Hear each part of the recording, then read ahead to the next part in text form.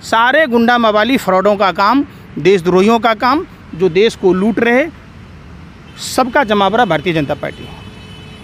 आप कोई भी कांड उठा लीजिए, उसमें एक न एक आदमी भाजपा का मिल जाएगा। तो 2024 में नरेंद्र मोदी जी बोले दोबारा आ रहे हैं हम, कुछ भी कह दीजिए। और जिसका रास्ता उत्तर प्रदेश से आता है, कुछ नहीं होगा। ये मौलाना की दाढ़ी काटी गई, पानी पीने वाले को मारा गया, हिंदू धर्म को बदनाम किया जा रहा है ताकि लोग हिंदू धर्म से गिर ना करें।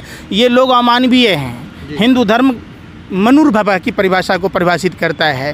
क्षमा, त्याग, परोपकार, त्याग, तपस्या, बलिदान की बात कहता है। भगवा वस्त्र इसलिए नहीं पहना जाता कि किसी की हत्या कर दीजिए, किसी की बलात्कार कर दीजिए, किसी का संपत्ति लूट लीजिए, पूरा देश बेच दीजिए। इसके लिए हिंदू धर्म नहीं बना है। सर, उत्तर प्रदेश में क्या लगता है कि अब भाजपा दोबारा आएगी या नहीं आएगी? बिल्कुल नहीं आएगी। हरियाणा में हाफ, झारखंड में साफ, महाराष्ट्र में सुपरा साफ, दिल्ली में बाप रे बाप, बंगाल में इनका हुआ मुंडन साफ। अब उत्तर प्रदेश, उत्तरांचल में इनका होगा मुंडी साफ। और उत्तर प्रदेश की जो घटना है जनता को दिग्भ्रमित करने की, और ये गैंगस्टर है, आप समझिए, ये पूरी गैंग है भाजपा अपराधियों की। इसमें वर्चस्व की लड़ाई है। देश का तारीपार गृह मंत्री चाहता है कि योगी पर कार्रवाई कर खुद को प्रधानमंत्री बनना, और उत्तर प्रदेश का ढोंगी अपराधनाथ के पीछे से आरएसएस से वर्चस्व है।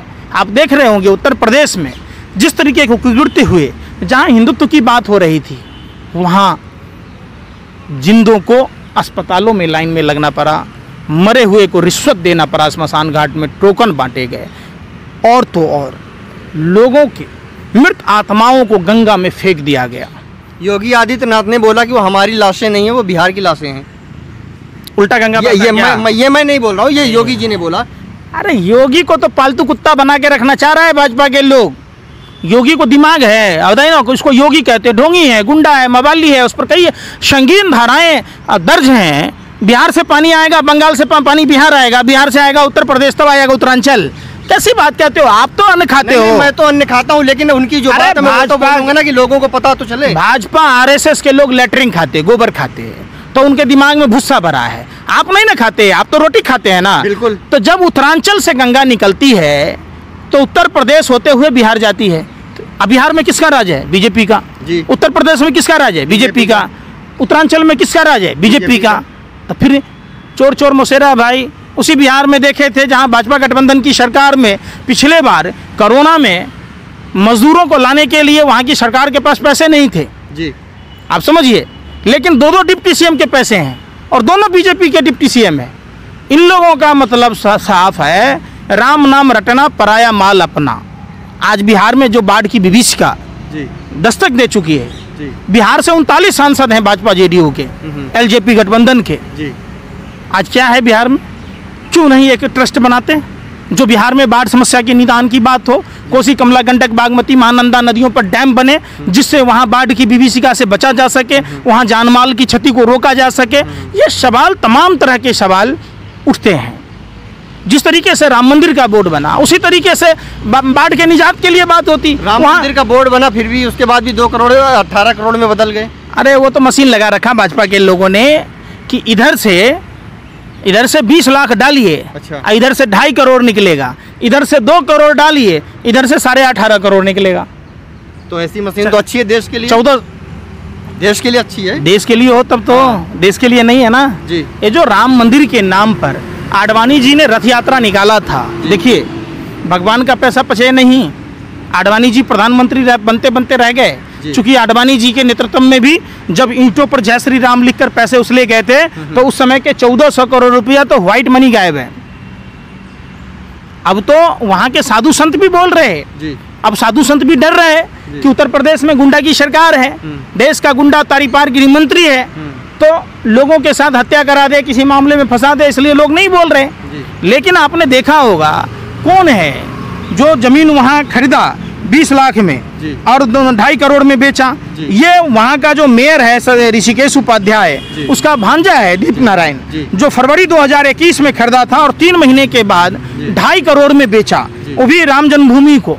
चंपत राय कौन ट्रस्ट बनाया था, न खाऊंगा न खाने दूंगा, खाते खाते बदहजमी कर दिया, पूरा देश कंगाल कर दिया, अपने व्यापारिक मित्रों को दे दिया, देश का किसान दिल्ली की राजधानी में नहीं आ सकता। और जितने देश के लुटेरे थे सब के सब, नीरव मोदी, मेहुल चौकसी समेत जो पार्टी फंड में भाजपा को चंदा देते, वो सब विदेश से कब चले गए पता ही नहीं चला। तो आपको लगता है कि भगवान श्री राम उत्तर प्रदेश के चुनाव में बीजेपी को सबक सिखाएंगे?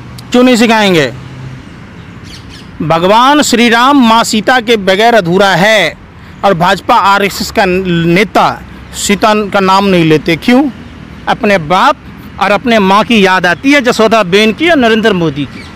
जसोदा बेन जी को भरी जवानी छोड़ दिया, प्रभु श्री राम ने सीता को नहीं छोड़ा। हमारे देश की कल्चर है, नारी सर्वत्र पूजित है, नारी के सम्मान की बात की जाती है। जो गोबर पात्रा कहता था बाप है, एक और बीजेपी का नेता कहता है पापा है। अरे तुम्हारे पापा 36 हो सकते हैं, देश में तो एक ही पापा हो, क्यों पापा बनाते हो? अगर आपको क्या ओएनजीसी का डायरेक्टर बना दिया जाए तो आप नहीं कहेंगे क्या? ओएनजीसी के डायरेक्टर हैं तो फिर उनकी तो रिस्पॉन्सिबिलिटी बनती है ना भाजपा के लिए। मतलब अपनी माँ को सौंप देगा ओएनजीसी में डायरेक्टर बनने के लिए?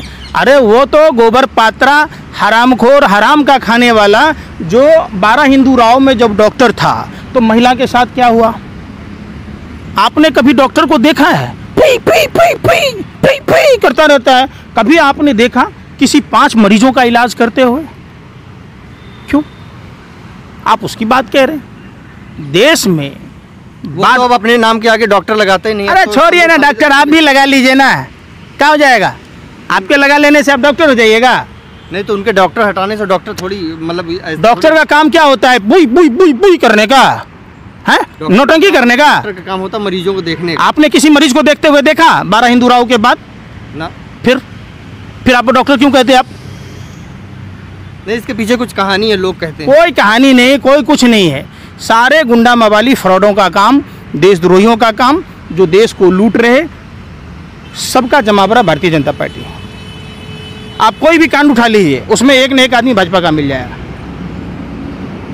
तो 2024 में नरेंद्र मोदी जी बोले दोबारा आ रहे हैं हम, कुछ भी कह दीजिए। और जिसका रास्ता उत्तर प्रदेश से आता है। कुछ नहीं होगा। ये मौलाना की दाढ़ी काटी गई, पानी पीने वाले को मारा गया, हिंदू धर्म को बदनाम किया जा रहा है ताकि लोग हिंदू धर्म से गिर ना करें। ये लोग अमानवीय हैं। हिंदू धर्म मनुर्भव की परिभाषा को परिभाषित करता है। क्षमा, त्याग, परोपकार, त्याग, तपस्या, बलिदान की बात कहता है। भगवा वस्त्र इसलिए नहीं पहना जाता कि किसी की हत्या कर दीजिए, किसी की बलात्कार कर दीजिए, किसी का संपत्ति लूट लीजिए, पूरा देश बेच दीजिए। इसके लिए हिंदू धर्म नहीं बना है। हिंदू धर्म मातृभूमि की रक्षा के लिए बना है। और एक भी भाजपा का नेता अगर मातृभूमि की रक्षा करता हुआ है तो बता दीजिए। सारे गद्दार हैं। सावरकर जी ने की थी। आप लोग कहाँ से पढ़ के आते हैं, क्या खा के आते हो? अन्न खाते हो तो दिमाग में भेजा में रखो, सावरकर देश का। आरएसएस बोलती है। फिर आरएसएस बोलती है। आरएसएस का फुल फॉर्म मालूम है? अरे सुनो तो, आरएसएस का फुल फॉर्म मालूम है? Royal secret service. जो गोरे अंग्रेजों की दलाली और मुखबरी करता था। गोरे अंग्रेज क्या सावरकर का जीजा और फूफा लगता था, जो 60 रुपया महीना पेंशन देता था? आप बताओ ना। गोडसे देश का पहला आतंकवादी, ये उसके लोग हैं।